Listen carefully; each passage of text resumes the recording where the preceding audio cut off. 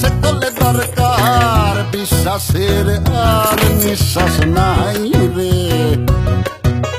চুরির টেনশনের জ্বালা, দানে বাক্সে লাগে তালা, বিশ্বাসের আর নিঃশ্বাস নাই রে। কলম পেন্সিল দড়ি দিয়া বাঁধে, এসব দেখা মন আমার কান্দে। ফাইসা গেছি ফাইসা অবিশ্বাসের ফান্দে। দেখছেন ভাই, সামান্য কলম পর্যন্ত রেহাই পাই নাই। কেন ভাই, কি হয়েছে? আচ্ছা ভাই, মানুষের উপর মানুষের কি কোনো বিশ্বাস নেই? না ভাই, আছে। শোনেন তাহলে একটা সত্য ঘটনা বলি।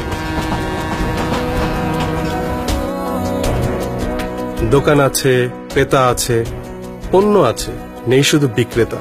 মানুষের উপর বিশ্বাস রেখেই দোকানটা চলছে। এ হলো কুষ্টিয়ার ভিন্ন রকম দোকান। পছন্দ হলে পণ্যের গায়ে মূল্য দেখে নির্দিষ্ট টাকার বক্সে দাম পরিশোধ করে সবাই।